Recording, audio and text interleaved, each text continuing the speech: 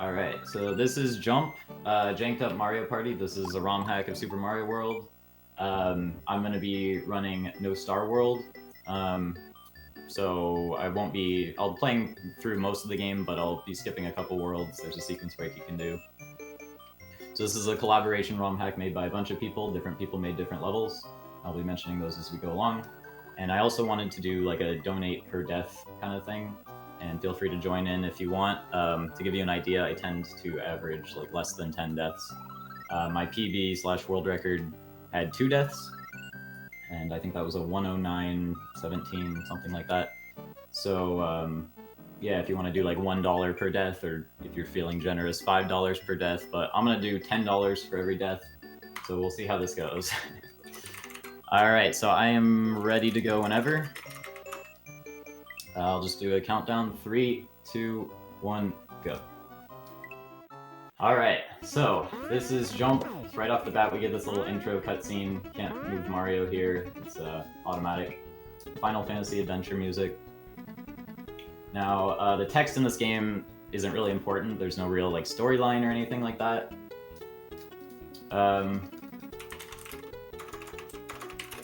So, right off the bat, I think the overworld music here is from Tails Weaver, if I have that right. This first level is Introduction to Ledges and Edges by a Terraformer, and this level kind of sets the tone for what the heck sort of design philosophy is, I guess.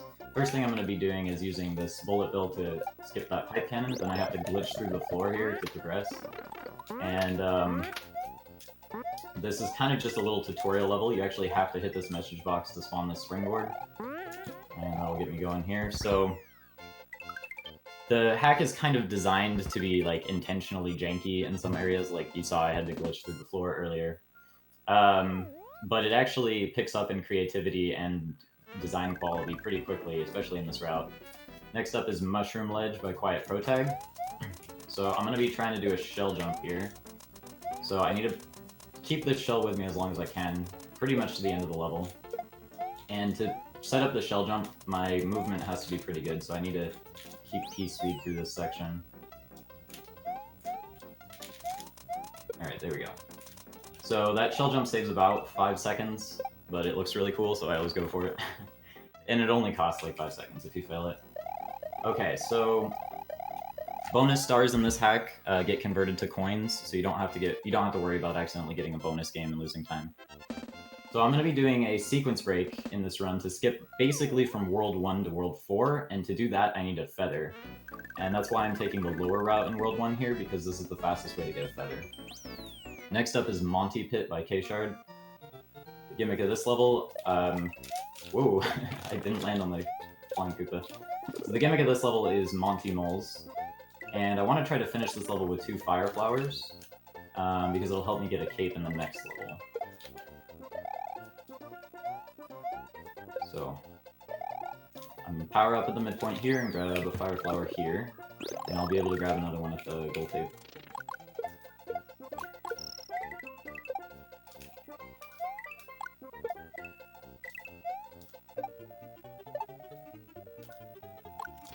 Alright, so I'm going to pick up the shell, get another Fire Flower here. There's also a Fire Flower at the start of the next level, but this one's a little faster to grab. Okay, so the next level is where I'm going to get the feather, and obviously feathers save time in Mario speedruns, but they save significantly less time in this hack because there's a lot of power-up filters throughout the game. But I definitely need this one for a sequence break. So this level is Musical Grasslands by Not Good With Usernames. So I need these flowers. The first one to damage boost through here, and the second one to break through these blocks to get into this room. This is the room that has the feather. This is the first feather you can get in the game. So it's the fastest one. And I need this Fire Flower because after I get this feather, I'm going to switch back to my Fire Flower to put the feather in my reserve box, and then I'm going to intentionally kill myself so that I can escape the level with the feather without having to beat it. And now I can go back the other way and use the feather in the next couple exits. And I'm going to work my way over to that pipe that leads to World 4. So that is an intentional death, but I'm still counting it towards my total death count. So, you know what? I'm going to grab this shell just for safety. Okay, so I'm going to do pipe fly here. I'm going to try to take off just before I enter this pipe. and that's going to let me start flying immediately in the next room. Normally, to get through this room, you'd have to go through a P-switch block maze. Alright, and that is the secret exit in Mushroom Ledge, which is going to lead me to Chuckleton Plains. Chuckleton Plains is by Jolton Gambler. This level tries to filter your feather by spawning you on a bunch of fire flowers. But if you press select, you can get around it. And then you can break through these blocks to get into the secret exit cave section down here. Normally you would need to go get a shell for that. So I'm getting the secret exit here to get to the next level, which is Salty Roasted Peanuts. And that's the level where I'm going to be doing the sequence break, so I need to keep this feather. Having a feather here also saves a lot of time because you can insta-kill the chucks.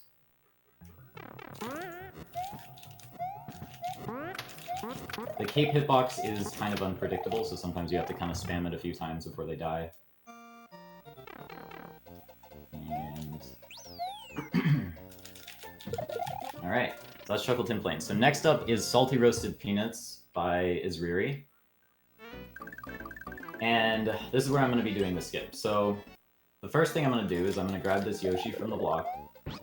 And now I need to steal Yoshi from the level by remounting him against the ceiling to get invincibility frames to go through the lightning. And now I can re-enter the level with the Yoshi block still intact. But now since I have this Yoshi, I can spit out a shell to clear some memory. And then I can dupe this Yoshi block by cape spinning right when I transform from the Fire Flower. And that lets me get 2 Yoshis, one of them is invisible. And I use the invisible Yoshi to glitch through the floor to get into the main part of this level, which you're not supposed to be able to access until way later in the game. And beating this level is going to let me skip from World 1 to World 4. So this is Fragrance of the Dark Coffee or something from Ace Attorney, that's the music. I grabbed this star here because the footballs, or I guess we can call them salty roasted peanuts, and the football chucks are extremely unpredictable. The footballs are RNG and the chucks are, is that the right? No, I was early. Okay, I'm gonna back up and get P-speed again. I don't want to pull a Califon. Here we go. Okay. Not sure.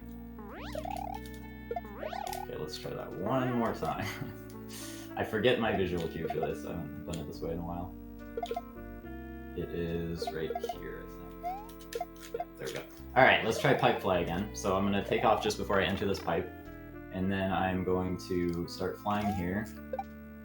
And then I'm going to cape spin just as I hit the goal tape there. And that's going to cause my cape hitbox to stick to where I hit the goal tape.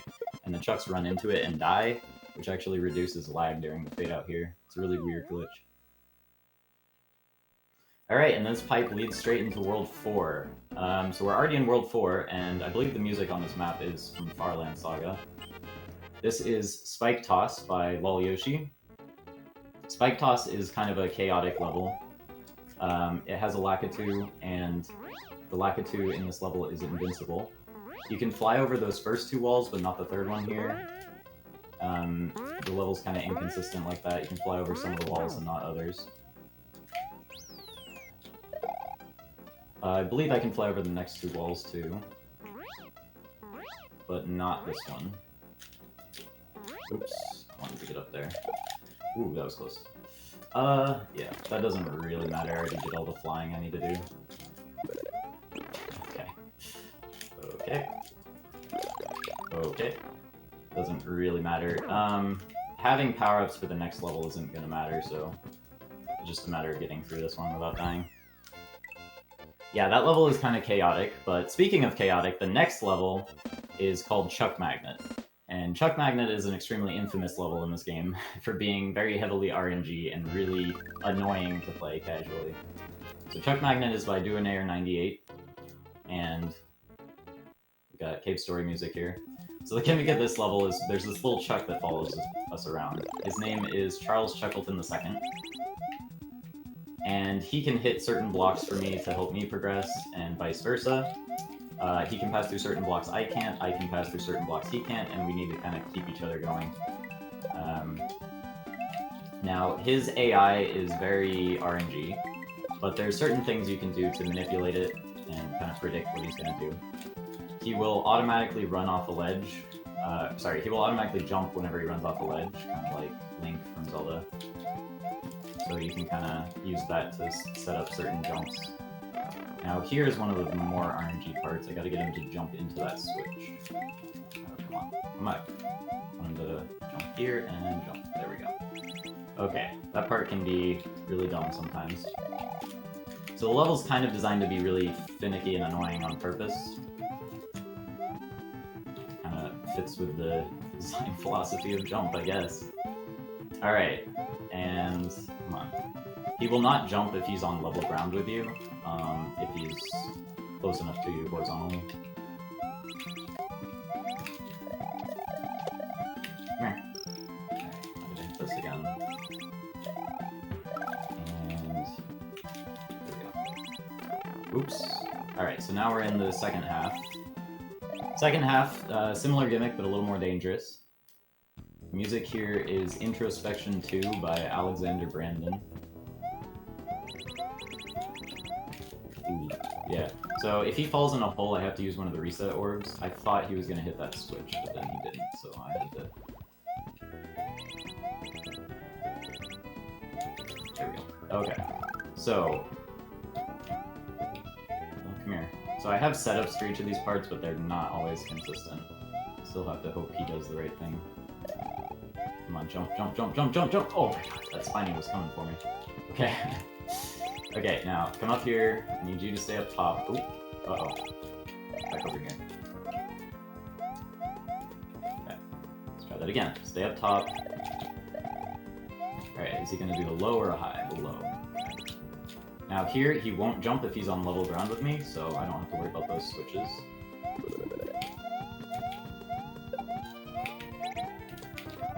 he's coming. Get in there. Alright. After he hits the spine block, I don't need him anymore for this room, so I'm just gonna get rid of the fire. It actually doesn't matter if I take damage here, the next level filters my power-ups anyway. But now, after everything he put us through, we finally get to kill him. And I'm not just being mean, you have to kill him to progress.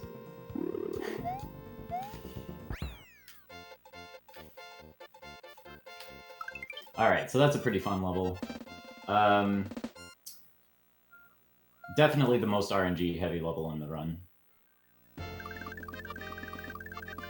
So next up is Angry Fish by World Peace. This level filters your power-ups, but I'm gonna go ahead and grab another power-up right here, so that I can do a damage boost later.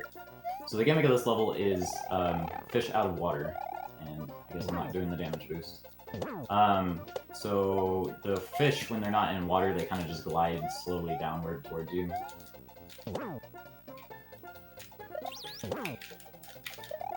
Okay. Yeah, so I would have damage boosted through that chuck, but I messed up.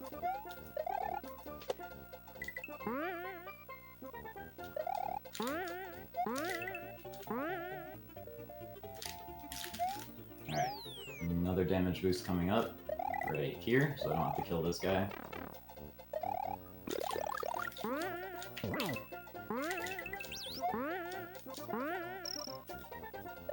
Alright, so I have to take a detour through this pipe to this underground section to get a P-switch. And in this room, the gimmick is I have to keep this pufferfish alive, so I don't want him to touch any of those shells. 2, 3, 4, 5, turn around. Okay, that was a little sloppy. But now I can bounce on his head to get over here. Alright, since I don't have a power-up, I need to be a little more careful at the end here.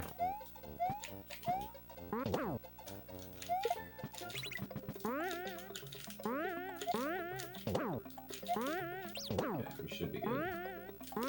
That was a little close. Okay. Alright, that is Angry Fish. So believe it or not, we're already almost done with World 4. So the progression in this run is basically World 1, 4, 5, 6, and 7. And we have one more level left in World 4, and that is Palatable Perturbation by Jolting Gambler.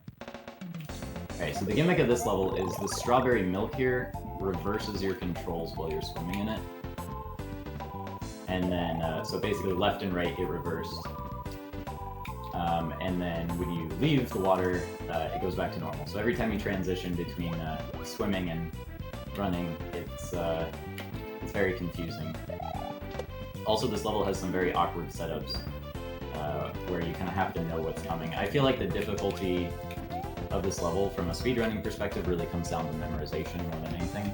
You'll notice that some of these thwomps are like fast thwomps and some of them are normal, and there's no tell to be able to distinguish them unless you already know. The music in this level, I believe, is from Treasure of the Rugas, something like that.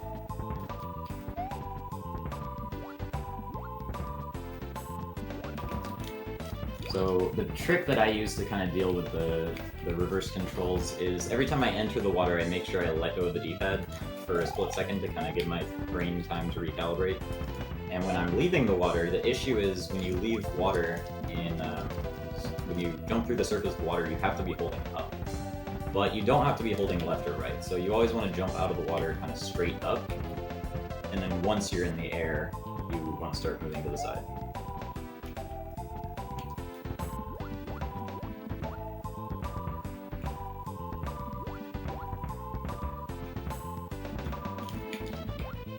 So this is a fairly slow-paced auto-scroller.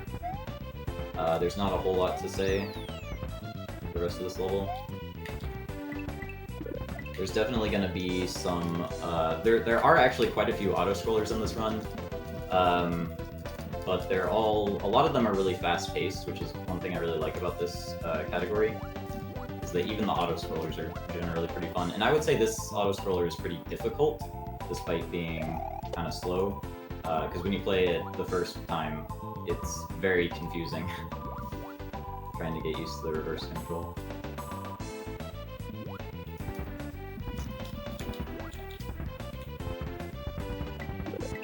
So I'm not going to grab that Fire Flower. It's not really going to matter in any of the subsequent levels, and one power-up should be enough for now.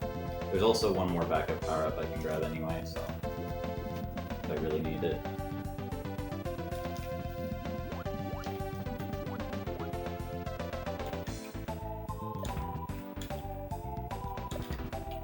Third guy is a fast one.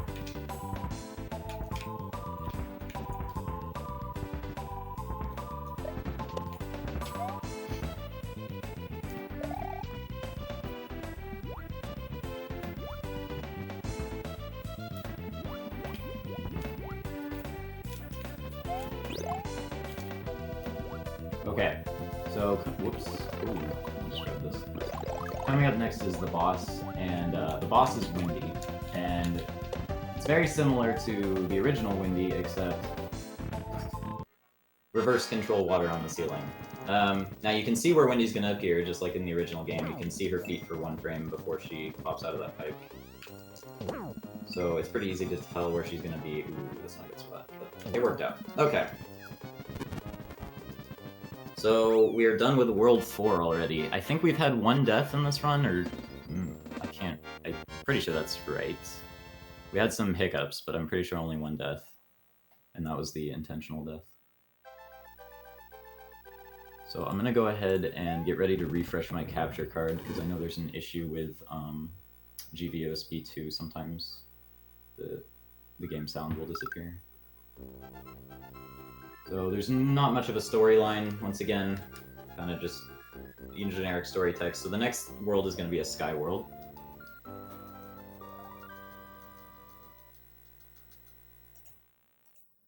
Okay, should be good now. Alright, so next up is World 5, and the music here is pretty awesome. It's Reminiscence from Tailsweaver. This level is Rope is Nightmare by Yogui, and the gimmick of this level is these rope mechanisms are normally attached to line guides, but when they're not, they kind of just fall straight down, and they can actually pull you through the floor while that's happening. So...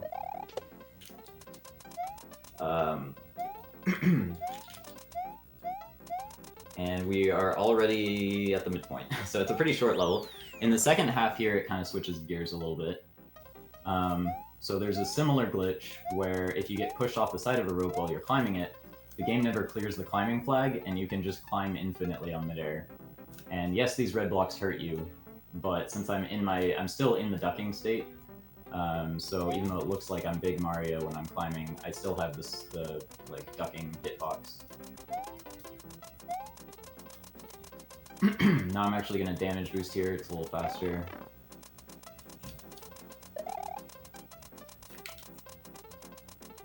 Now, here you have to be in the climbing state when you trigger the goal tape, otherwise you will walk into that lava during the victory march. And unlike Mario Maker, if you die during the victory march, you die. So it's a little trap at the end. Alright, next up is Fortress of the Giant Monsters by Daizo. This is a really cool level, aesthetically. The music in this level is a remix of the S&W Castle theme by Wakana, and basically the gimmick of this level is giant versions of castle enemies. And these giant enemies cause earthquakes when they hit the ground, which can stun you if you're touching the ground when it happens. Sorry, I have to close something. Ooh, okay, that slowed me down too much. Okay, so that is another death. I think that's the second death in the run. So, let me see if I can do this first part correctly this time. So, jump. Oh, keep messing up that jump. Okay, so, yeah, so they cause earthquakes. So you want to be not touching the ground when they hit the ground. That's another death. So that's 3 deaths so far. I'm keeping track of the deaths because I plan to donate for every death, basically. $10. Luckily, these are quick deaths, so they don't really affect anything. Speaking of donations, do you mind if I read a few? Yeah, go ahead. Cool. Thanks. I hope I get this name right. Aklorin donates $27 and says $1,500 get. And since then we have actually we skipped right from 1,500 to 1,600. Oh, wow. And we're almost at 1,700. Wow. Thank you so much. There's $100 from Chiron HR80. Thank you, Blessed Gay Mushrooms. Thank you, Chiron. Nisotron sends $61, says, beep boop, this is Nisotron. Trying to get us to a nice number. Beeps and boops go to runner's choice. Alright, so here... Thank you, Nisotron. The coins rising up from the ground there can actually crush you after you hit the P-switch, you have to be careful. And now we've got a boss coming up. So this boss is made by World Peace, and in this fight, well, I'm actually going to grab a feather before this fight for the next level. Alright, so we've got cave story music, and basically it's a giant golden Bowser statue that shoots lasers. And you just have to pelt him with throw blocks until he gets angry and smashes against the wall, and then you can deal damage. And in each phase, it jumps higher, and the cooldown on the laser sensor gets shorter. So, as long as I don't get hit... Okay. And that is Fortress of the Giant Monsters. Okay, so since I managed to keep a feather, I'll be able to fly over the next level, which is pretty rare in this run. There's not that many levels you fly over, but like compared to the original game. That's because of all the power-up filters, mostly. But this next one is one you can fly over. The next level is called Luminous Leaping by Jolting Gambler. The gimmick of this level is normally riding across timed lift platforms, kind of like in Valley of Bowser 3 in the original game.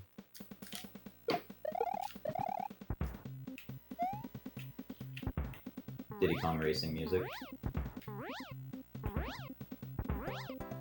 I lost flight. It doesn't matter, it's slightly faster to try to maintain flight up above the camera than it is to just run across the top. But it's pretty hard to do. So flying over this level is a little bit easier, obviously, but it also saves, I think, somewhere between 30 and 40 seconds, I want to say.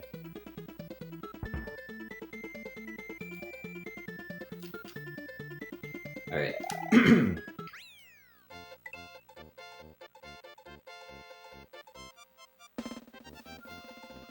Up next is Polished Pipeline, which is another auto-scroller.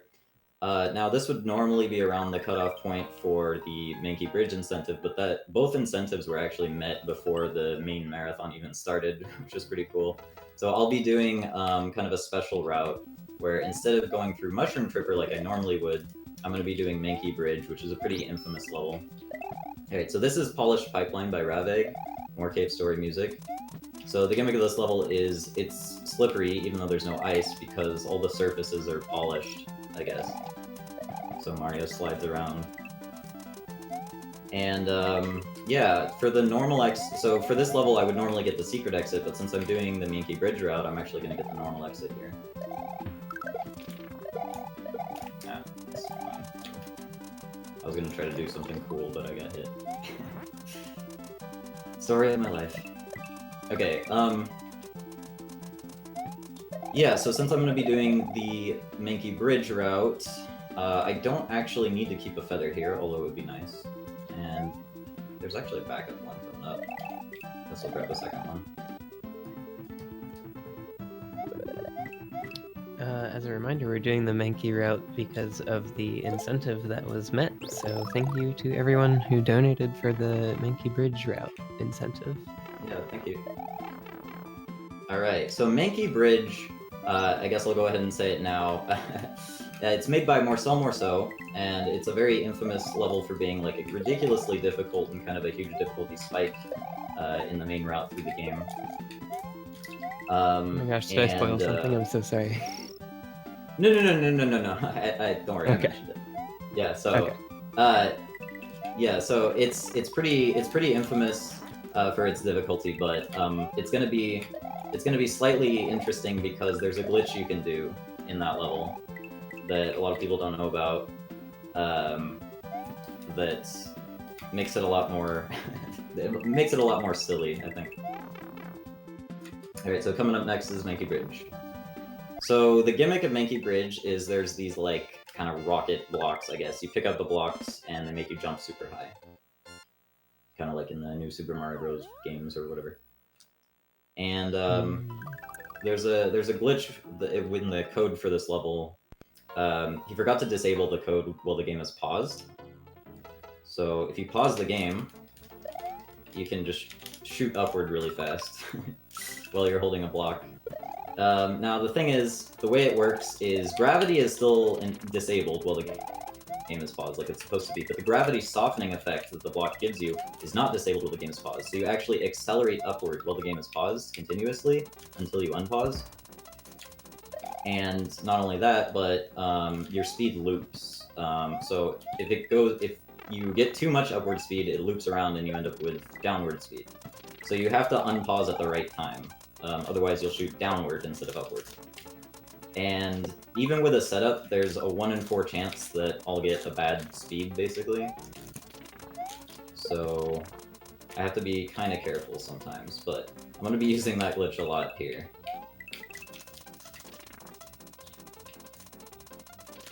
Oops. Okay, what's this off? Okay, I thought I was going to jump straight into that thing. Oh, see, that's what I was worried about. So there's a midpoint right there. Is that 4 deaths now? Or are we at 5? Oh boy, I'm losing track. I think that might be 4. You can actually get this feather at the start of the level, but it's kind of hard to do. Okay. It doesn't really matter that much.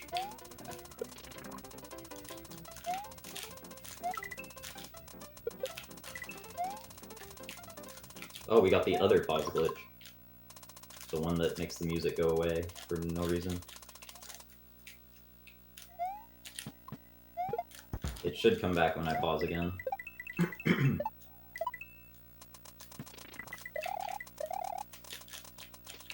I'm gonna let that guy go. Okay. There we go. Music's back. Yeah, that's a strange glitch. I think it can happen in other levels too, but...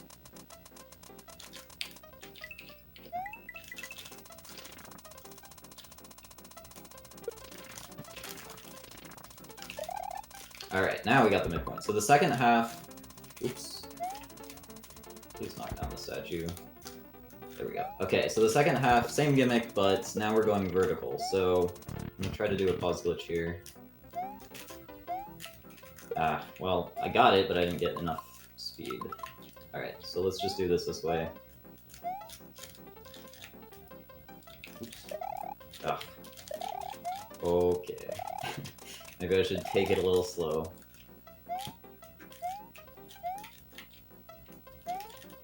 Real quick, I'm gonna sneak in with a donation of Yes, $25 from La Coupeau, who says, excited to donate to an LGBTQ marathon. Save the animals.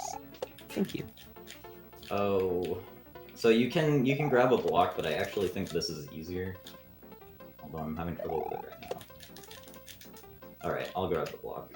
It's giving me a lot of trouble.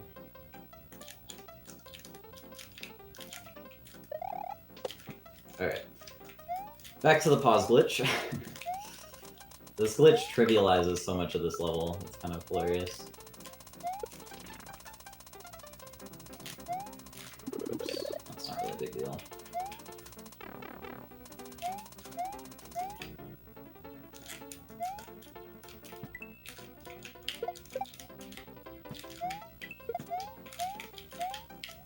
Okay. It definitely makes this part easier. This part is really stupid normally. I'm gonna grab this back up.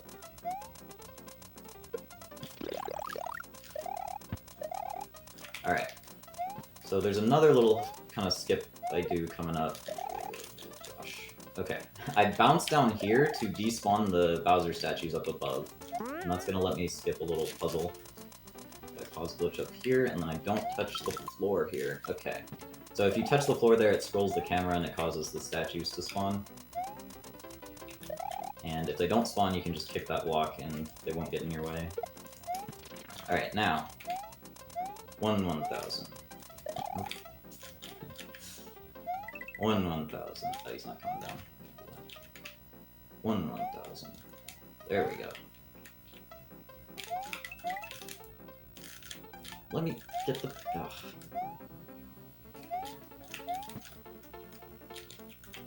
Okay, there we go.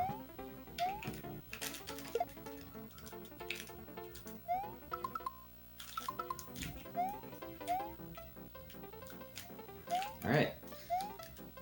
And that's basically the end of Mankey Bridge. So, thanks for donating for Mankey Bridge. That didn't go that great, but it still was pretty good. Yeah, so I think we're at 4 deaths right now, unless I lost track.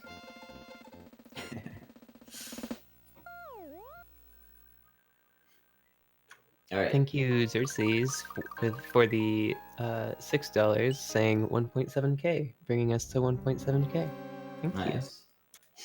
Alright, so this is the Smog That Smiles Back by Ravig, and this level has a pretty silly gimmick.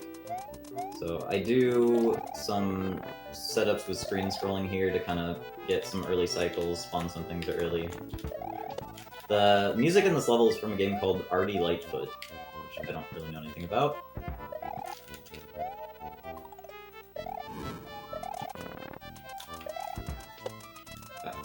Now, okay, just gonna drop the midpoint. And the second half gets a little more extreme. And I get a feather here. Screen scroll. Ooh, that's a little close.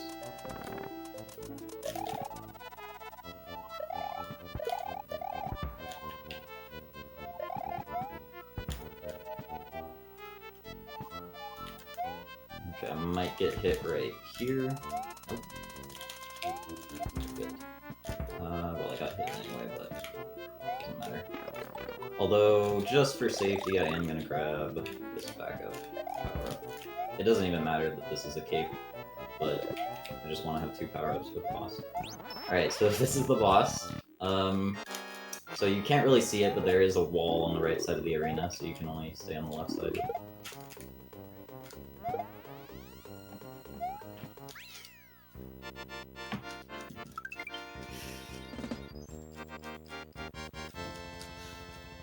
I'm reading chat now. Alright, next up is Wigglertuff. Okay, Wigglertuff is by a terraformer. The gimmick of this level is wigglers, and you have to use the wigglers to get across the munchers, basically. You ride them. Like this. Although, since I have a feather, I can kind of skip a lot of the platforming here.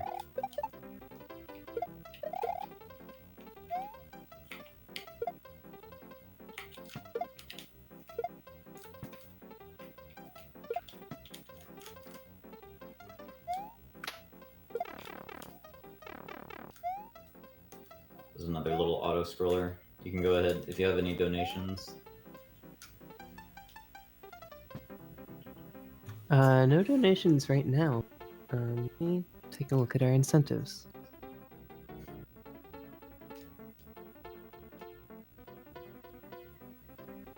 Coin guides are always accurate.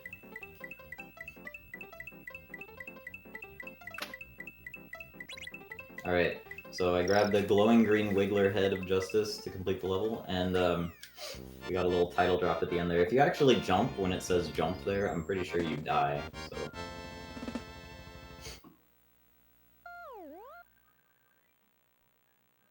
We are nearing the end of World 5.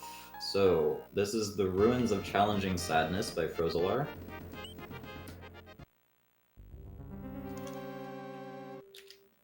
Alright, so the gimmick of this level is these diagonal bullets. We've got Donkey Kong Country music. And having a feather in this level is going to save time in the second room if I can manage to keep it. So we'll see what happens.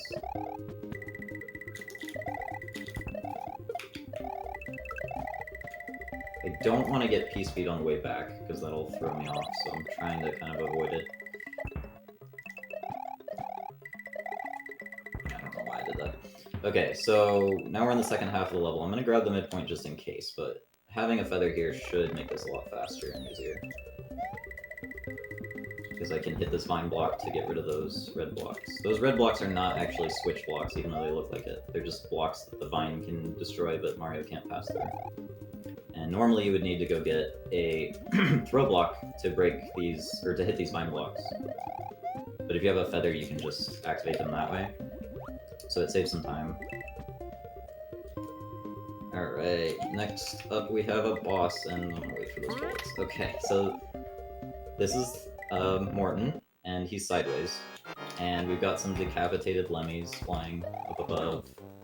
You know, normal stuff.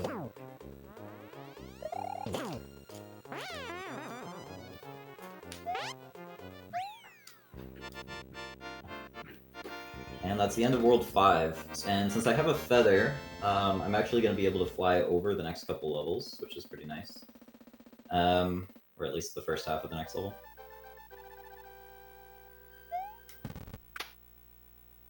So coming up in a few levels is a level called All the Way from New Jersey, which is another pretty infamous level in the main route through the game.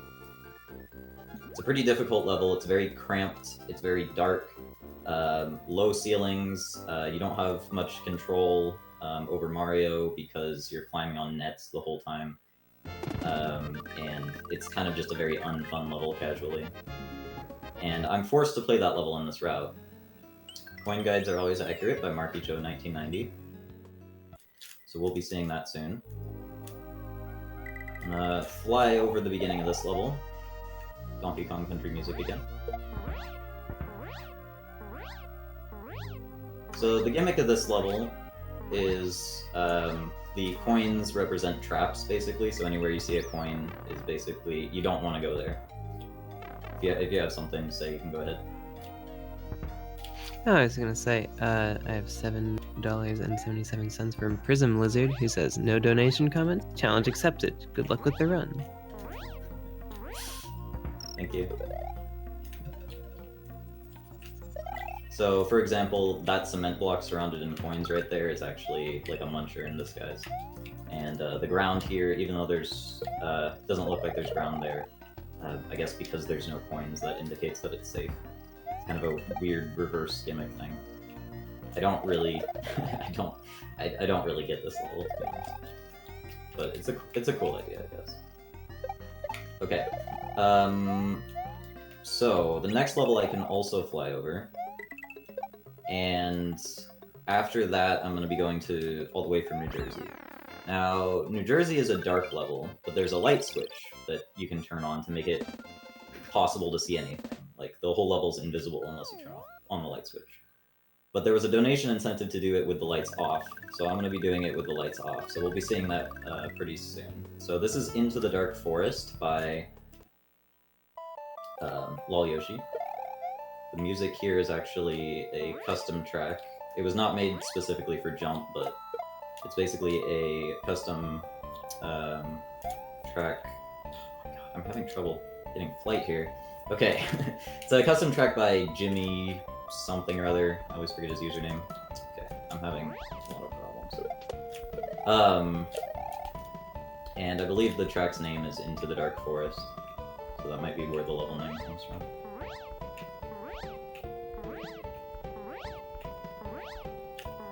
Alright, so we're getting the secret exit here. Skip's going through House of the Holy. It's also shorter.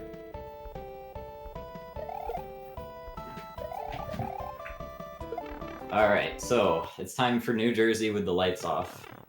So All the Way from New Jersey is by Julep and Gamler. It's got Donkey Kong 64 music. Here we go. Oops, too low. I'm gonna wait here so that that guy shoots some of his fireballs off screen. I'm gonna go here, jump. I'm gonna wait right here so he shoots off screen. I'm gonna wait right here so the next guy shoots off screen. Okay. Yeah, so I'm doing this level purely on memorization of the layout. There are a lot of low ceilings and cramped areas that you can't see right now. I'm basically doing this almost literally blind. Okay. I actually don't want to be ducking here. I want to be so that I can cape spin.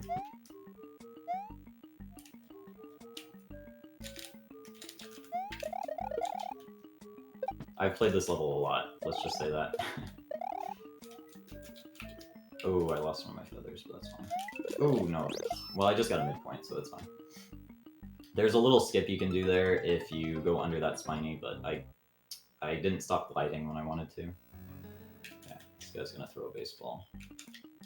So, not having a feather in the second half is not a big deal. It only really matters for the first half.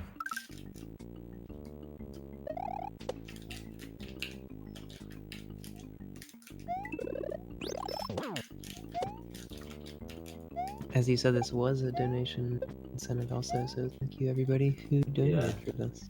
Thank you.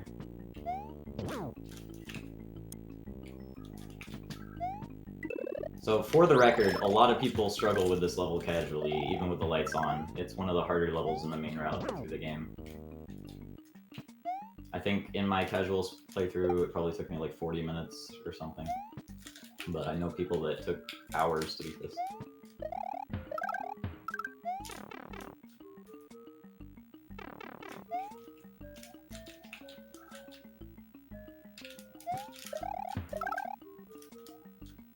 Alright, that's All the Way from New Jersey. So I had a death there, so I think I'm at 5 deaths. Correct me if I'm wrong. Next up is going to be Get the Normal Exit by Yogui, and this level has a pretty cool gimmick. It also filters your power-ups. So here you want to avoid getting the secret exit because it wastes time, basically. It just gives you a useless path. But you need to keep the key to the end of each room to be able to go in the doors.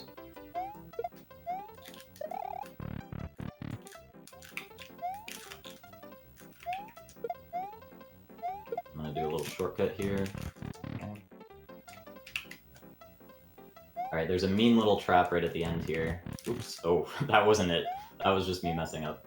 I had too much speed and I had to turn around and then I accidentally touched the keyhole. So this is what happens if you get the secret exit of shame.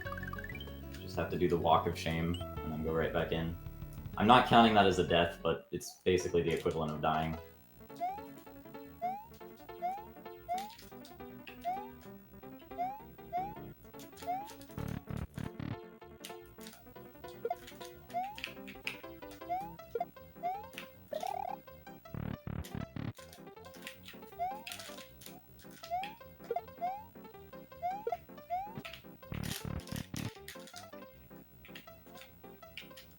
Alright, so there's a mean little trap in the next room, where if you hold Y when you go through this door, you will automatically trigger that exit right before the end, and there's no way to know that ahead of time. So you just want to let go of Y before you go in that door. Alright, next up is, oh yeah, next up is Balls by Yogui. So this is another auto-scroller. This time, the gimmick here is there's a whole bunch of balls. There's these big Bowser bowling balls. There's footballs. Footballs are RNG, so you have to be kind of careful. There's the Lava Lotus fireballs. All kinds of balls.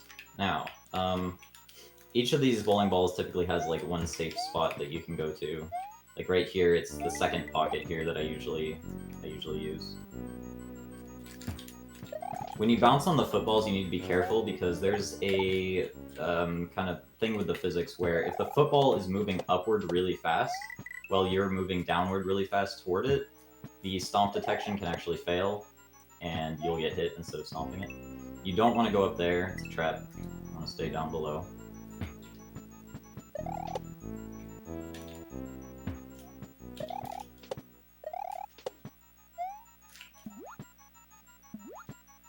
Okay, here the third pocket is the best one.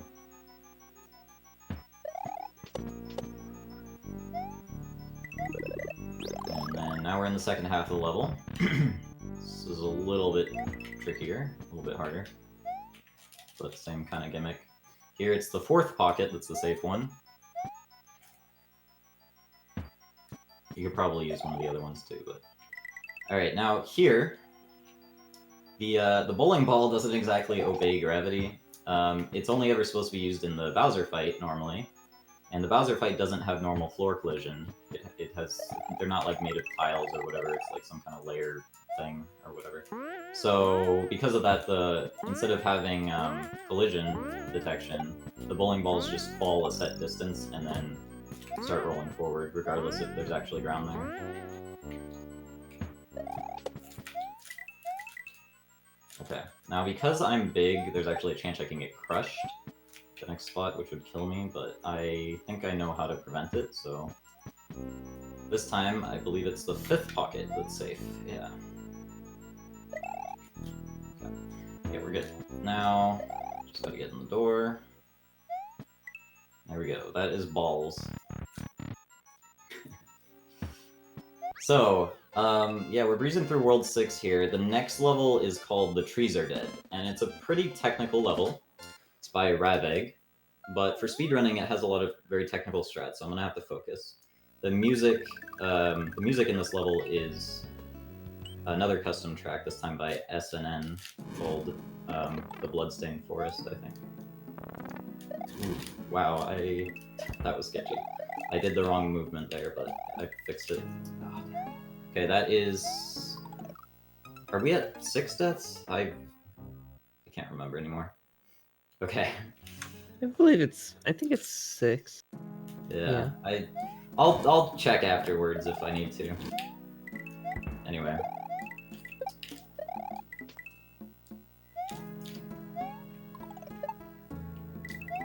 Yeah, so the gimmick of this level is using kind of the Bowser fireballs to... Like, you're bouncing on stuff, basically. But to speedrun this level, you have to do some weird, like, camera shenanigans, and it's kind of... Like, coming up, I'm going to try to do a cycle skip, where I go to the right here, and then I go back to the left, let the camera pan, and then I go back to the right. And that gives me the best cycle for this block.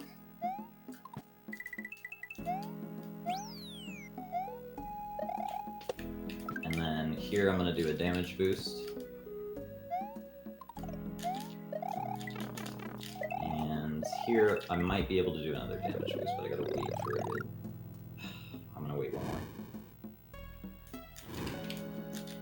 Okay, damage boost, here we go.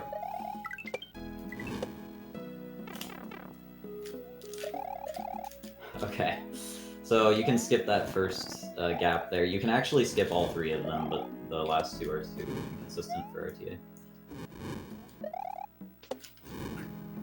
Alright, and that's The Trees Are Dead. So, one more level in World 6, which is Shell Shrine, the World 6 castle. So Shell Shrine was made by 3 different people. I believe it was a Terraformer, World Peace, and Lol Yoshi. So the gimmick of this level is using shells to solve puzzles, like hitting switches and stuff. So I have to keep these shells alive, and I have to keep myself alive. and a lot of these puzzles are kind of time sensitive too. I have to do it pretty quickly.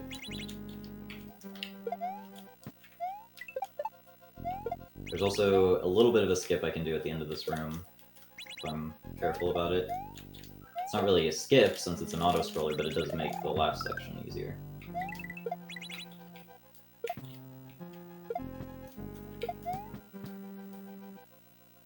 Right here, I gotta go fast. Okay, hit that, and then... okay. Yeah, if you make it past there in time, you can skip this last puzzle. You don't even need to do anything with that shell.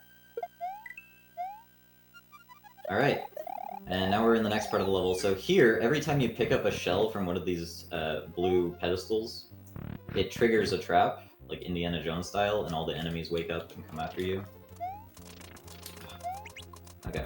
And you can't bring a shell from one puzzle to the next because of these pipe transitions, but you need a shell in each section to like hit switches and stuff.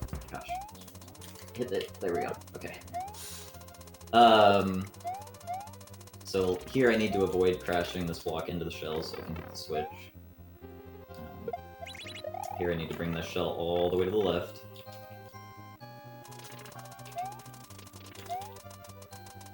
And I just damage boost there, because being big doesn't really matter, I guess. Hopefully. Famous last words. Okay, so... hopefully this synced good, yes. Alright, so the next one is going to be...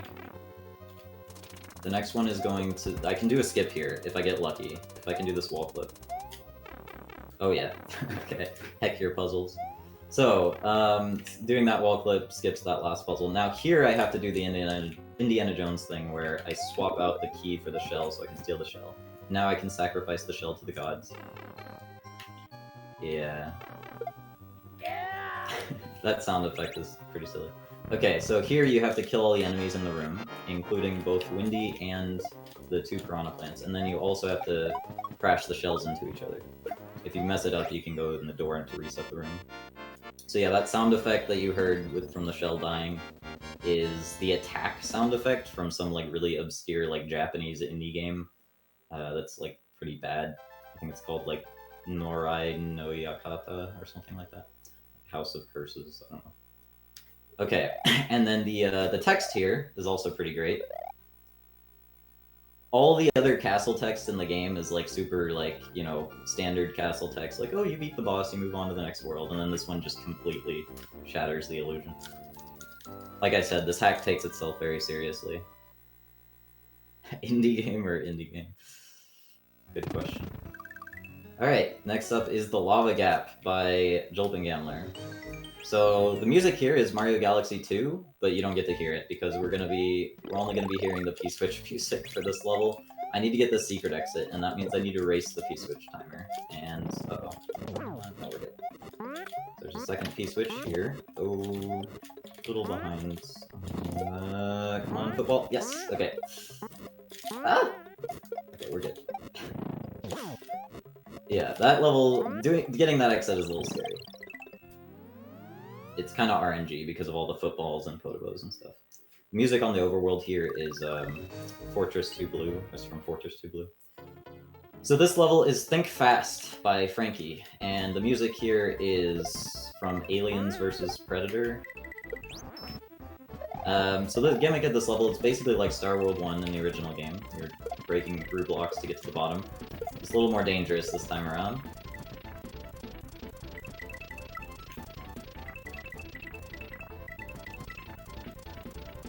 And there's a nice little feature in this level that if you accidentally clip a wall and lose your spin jump, the game will try to put you back in the spin jump state before hitting the ground. Well, it didn't do it there, but sometimes it will. Basically, there's these invisible tiles throughout the level that kind of force you to start spinning in midair. That were put in there specifically just in case you accidentally wall flip. So it's just a little quality of life thing.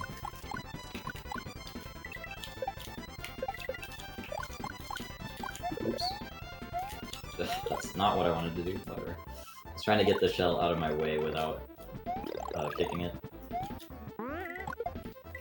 Whoops. Can I get that? Yes, I can. Ooh, that was... Okay, to explain what just happened there, I don't even know if I can, but the mushroom was too far into the wall for me to grab, so I had to basically wall clip, or like dip into the collision of the wall to get it. Orb.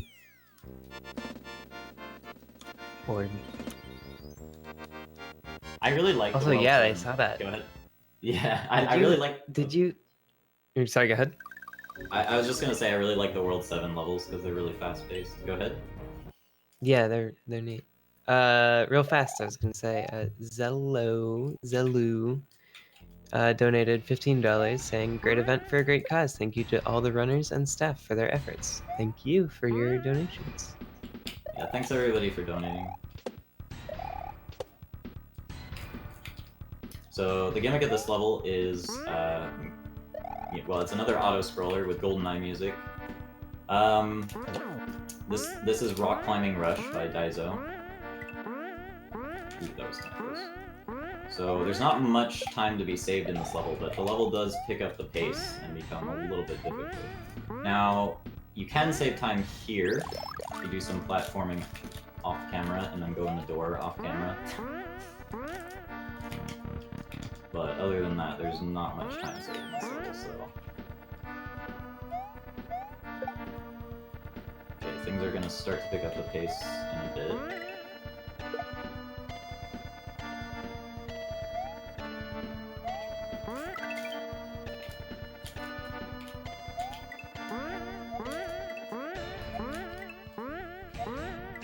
Alright, and then here, the gimmick is everywhere you see purple coins, there's gonna be spinies.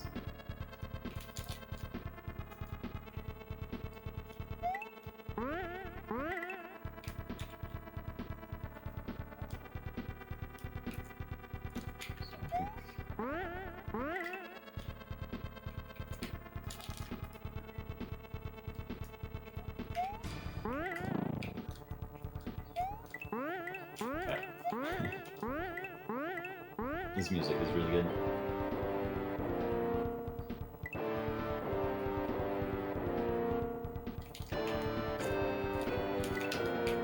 Endgame of this run was really good atmosphere, I think.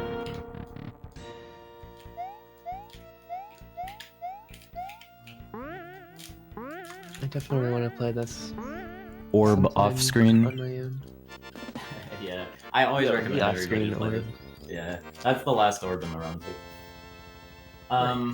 Okay, so next up is Root of Yggdrasil by World Peace. This level's kind of interesting. It's kind of easy because it's pretty forgiving if you mess up. It kind of showers you with power-ups. The way this level is designed is it's kind of like a series of little mini challenges compartmentalized by these little pipe transitions, almost like they're little screen transitions. Now, obviously, the level name is like a reference to some kind of Norse mythology thing or whatever, but it might also be a reference to another game, maybe like Lon Lana or something, because of how the little sections are divided like this. Anyway, but yeah, this level's long-ish, but it's pretty easy. But yeah, I was gonna say, anybody that wants to get into Jump, I always, like, it's obviously fun to speedrun, but it's really fun casually. And I obviously recommend you play it casually before you try to speedrun it, but I always recommend people play this casually. Although if you're playing it casually, you should get Dragon Coins. I don't really know why I got a second kit there. I don't think I need that. Alright. So here you can one see... breaks down. Yeah, exactly. It gets a hole in it. Yeah. Yeah, so if the skull raft up top mirrors the skull raft on the bottom, so you don't have to do any blind jumps here, which is pretty cool.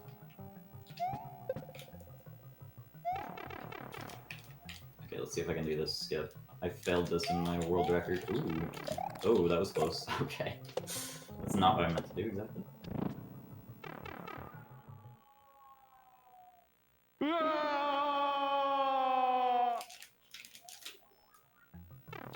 Okay, so yeah. That sound effect is from a Korean Half-Life 1 dub, apparently. Now, the gimmick in this room is I have to damage myself to get past these pipes without going inside them.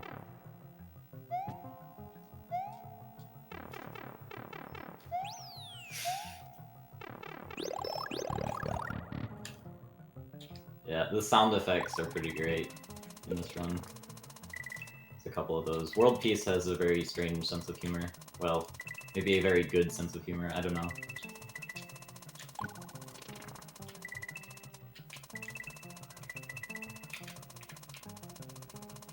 Okay. I can do a damage boost here. It saves very little time, but I might as well do it, I guess. I think I timed it to be, like, less than a second faster or something, but it's not particularly hard. Another one here. Never mind, not going for that one. Yeah, I screwed it up, and then I was like, should I back out, or should I just go for it, or... I decided to back out, and maybe that was a bad idea. That is... Are we already at 7 deaths? Or, I don't know, I kinda lost.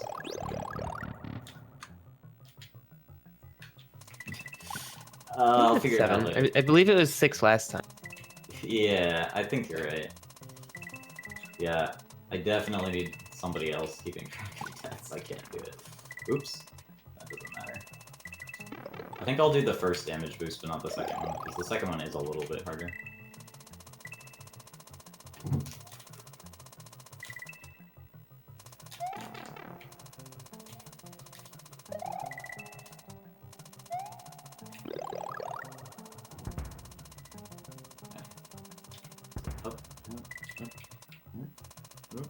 Okay. Back on track.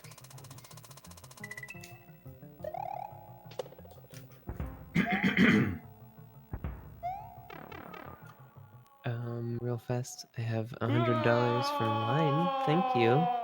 No Wow. comment on that donation, but it's going towards Silent Hill Downpour incentive. Nice. $100. Alright, so... Yeah, that's on. Thank you so much. Yeah, thanks everybody for the big donations this Yes. stream.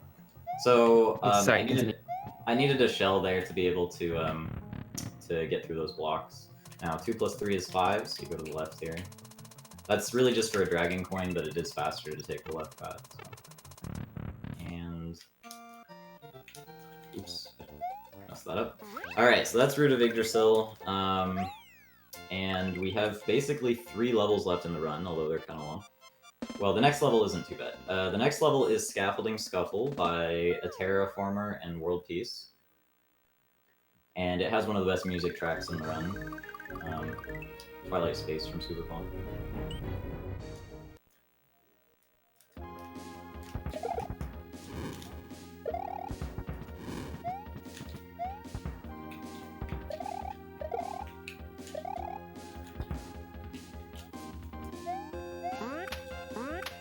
Oops.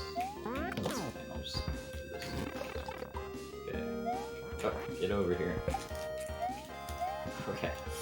That doesn't really matter. Your feathers get filtered in the next room anyway. So as long as this bullet doesn't yet. Believe it or not, that's happened before. So what happened there is the bullet, how do I even explain it?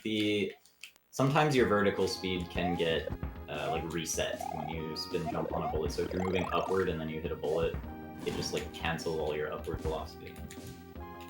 Yeah.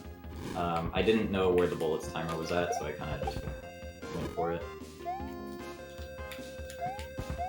But like I said, not having a feather doesn't matter.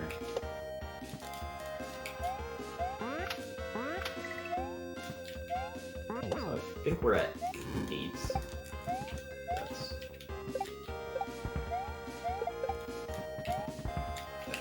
There we go. Yeah, your feathers would have gotten filtered here. So, the second half here, the gimmick is slightly different. The Sumer Brothers Lightning now extends infinitely in both directions until it hits a ledge. So we'll be seeing more of that in a bit.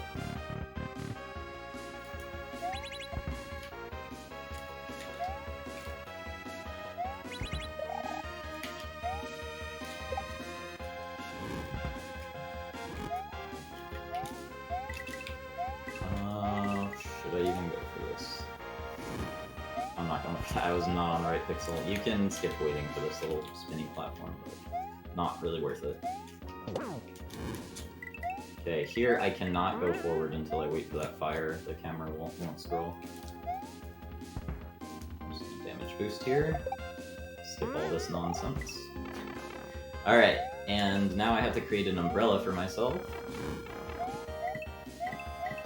Oops.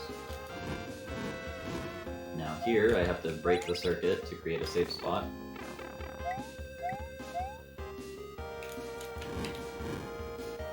And then here I have to guide the lightning into the holes.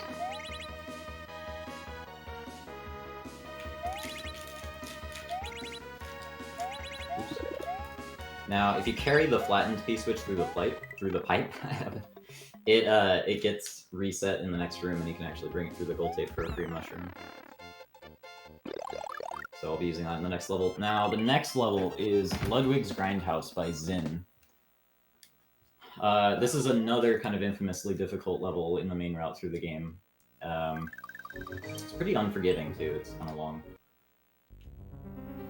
Music here is Castlevania 3. Now, this is another dark level, although unlike New Jersey, you can still see somewhat with the lights off. And all the lights really do is lag the game, so I'm not gonna... But it's only for that room, and now it's another auto-scroll section. But this one is actually really tough. Ooh. Not because of that. That was just me being bad. Okay, but some of these obstacles are crazy. Like, you have to lure the Thwomp in midair so that you can land on him before you fall. It's kind of awkward. Doing any of this on a sight read is almost impossible. It's pretty much, you have to just grind it out until you get it when you play casually.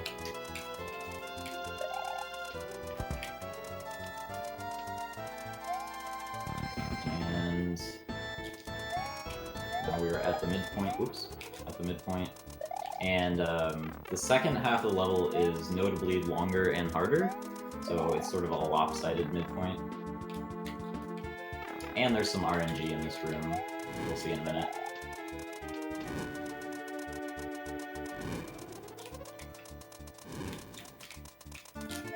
Okay, so the RNG comes from this Magic Koopa. You need him to hit these blocks. Ooh, that's not a good spot.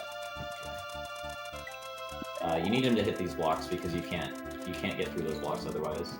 Ooh, actually that's good. You want him to be... There we go. That doesn't really matter. Probably would rather be small here actually, but I can damage boost. It's fine.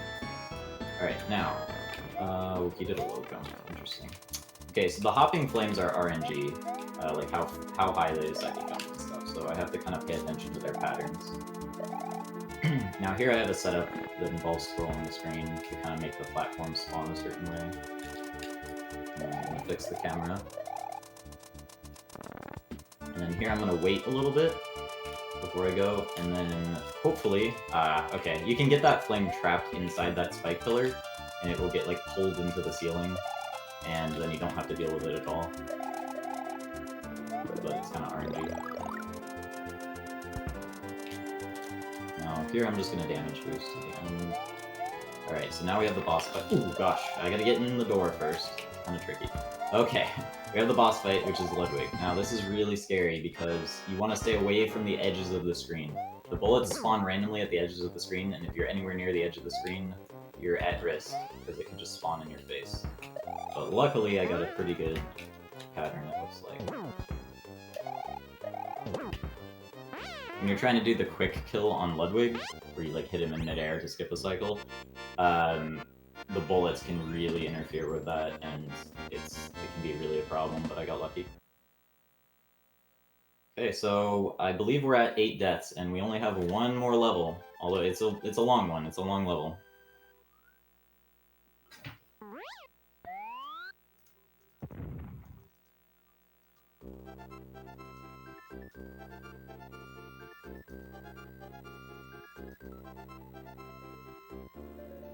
Alright, so next up is Bowser's Castle, and Bowser's Castle is made by multiple people, so I'll mention who made each room as we go along. Just like in the original game, you get a choice between multiple rooms in each section.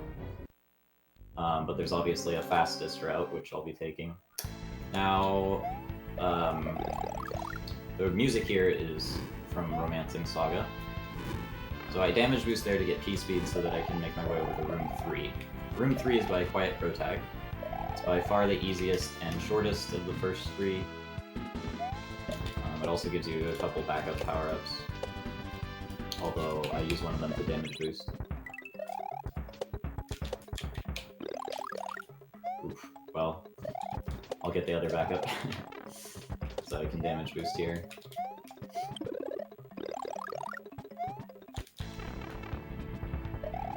Now in this section I want to take the room on the far right, which you normally would have to take a different route to get there, but you can just glitch through the floor like we learned in level 1 to get into this door, and this room is by Phoenix. I call this the Chuck room, and I come to this room specifically because there's a feather in that question block. And this is the first feather you can get in the level, and having a feather in this level can save little bits of time throughout the whole level, so I would like to keep this feather as long as possible. The longer I can keep it, the more time I save, but it's very unlikely I'll keep it all the way to the end, but it's pretty hard. So we'll see how long I can manage to keep this feather. I might lose it in the very next room, we'll see.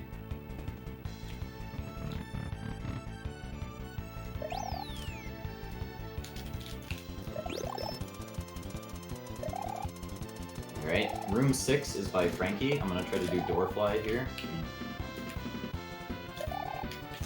I think that's good. Yeah. Ooh, okay, I lost my feather, but I'm not dead, surprisingly. So, how do I even do this part really quick? Okay, that's not bad.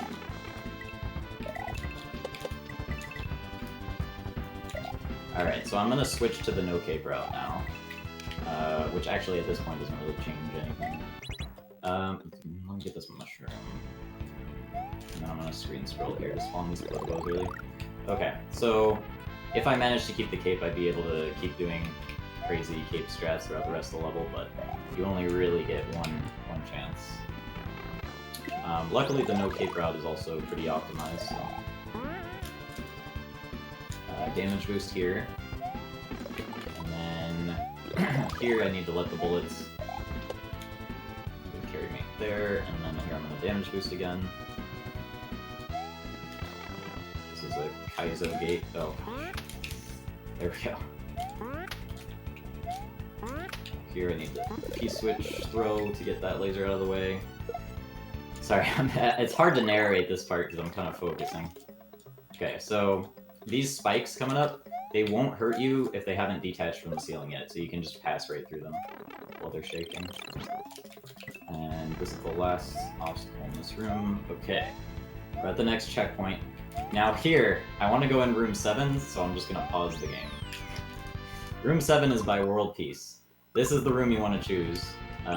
In pretty much any circumstance, unless you have a feather, it's technically faster to do room 8, but room 8 is so much harder.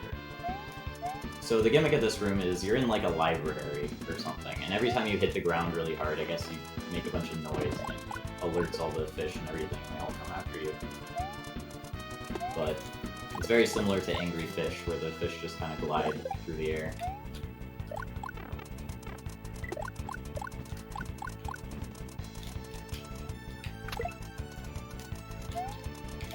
Alright, since I don't have a feather, I can't fly in the next room. But I can do a wall jump, maybe. We'll see what happens. This next room is by Jolting Vandler. Oh, I got the wall clip, but not the jump. So if you move through the room consistently from the start like that, you should get the wall clip every time, which means it's just a matter of doing a frame-perfect jump. Which I failed, but 60 frames per second, it's kind of hard. Yeah, I think getting that wall jump saves close to 15 seconds or something, maybe not quite that much.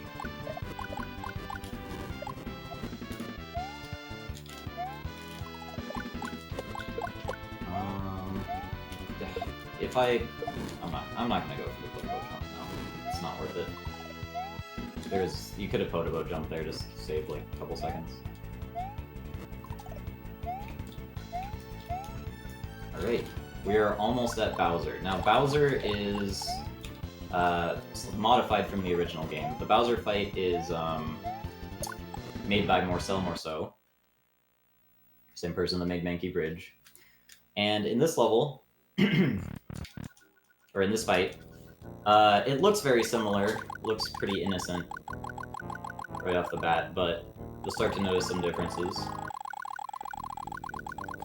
First of all, in Phase 1, he dips much lower to the ground, so it's a little more dangerous.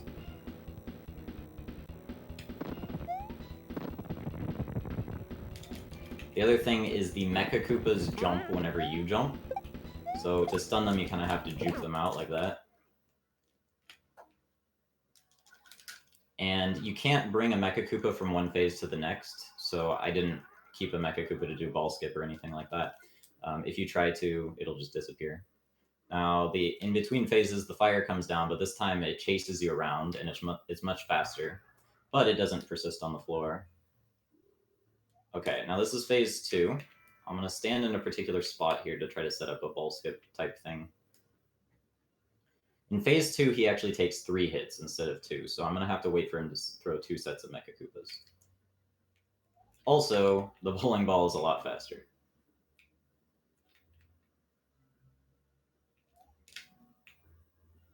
And not only that, but it bounces off the walls.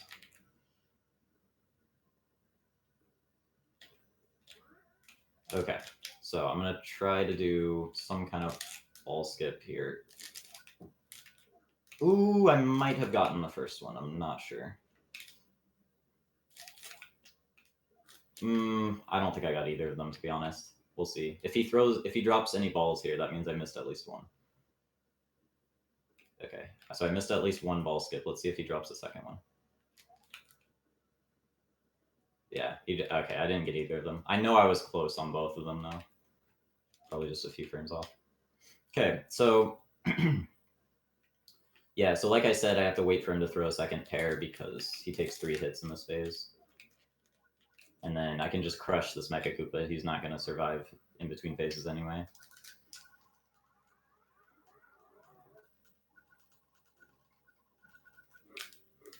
So you can outpace these fires just by walking. My preferred way to deal with them. Okay, phase 3. This is very dangerous. 4, 5, 6, 7, 8, 9, 10, 11, 12, 13. So the first time he does 13 bounces. He only throws 1 Mecha Koopa, and he always throws it to the left. And he takes 4 hits in this phase. So that's 1 hit. Every other... after the first time, he does 8 bounces every time. So that's 2 hits, I think. 2, 3, 4... So that's 6, 7, 8. Okay. And then... okay, so it'll be 1, 2, 3, 4, 5, 6, 7, 8. I always want to lure him to the right sides because he always throws the Mecha Koopa to the left. And is that the last one? All right, time stops when Peach appears, which is right about now. Time. All right.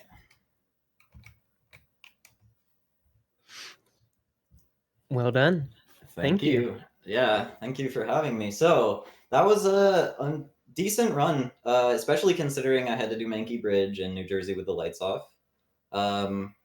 Overall, pretty happy with that. You know, still underestimate and everything. I love running this category. This category was actually run at Power Up with Pride 2017, but it was a race, and I wasn't in the race. But the category has been super optimized since then, so I wanted to kind of, you know, show it off again in a kind of a different light. And yeah, the credits music here is from some anime or something, DJ Max, I think. So No Star World is a fun category. It's not a great beginner category, but I do recommend I do always encourage people to get into running this game, of course. You know, it's my main speed game. I want to recruit more people. So if you're interested in either running Jump or at least playing it casually, I definitely recommend it. It gets ridiculously difficult late in the game, but it definitely leaves quite an impression. It's got a lot of creative levels, a lot of, you know, memorable levels, and it's inspired a lot of ideas in the Super Mario world and the Kaizo communities in recent years. this is where like the whole retry prompt system or origin. What's the word I'm looking for? Originated. There we go. This is where the retry prompt originated from. Yeah, so shout outs to anybody that's run this game or is even thinking about running this game. And if you're interested in running this category, I will personally tutor you if I have to. But anyway, yeah, and shout outs to my boyfriend Ben for finally learning this game too, running this game. So thanks everybody for having me, and thanks everybody for watching, and thanks for donating. And how many deaths was in that run? 8 deaths? I believe it did end up being 8 deaths. I don't think. Okay, so I'm gonna assume it was 8. So that would be $10 for every death. That would be $80. But I'm gonna go ahead and just make it an even 100. So, I'll donate after I get settled here. So, but yeah, thanks everyone for watching, and really appreciate it. And looking forward to more Mario stuff coming up. So get hyped for that. Woo! Yeah, thank you. No problem.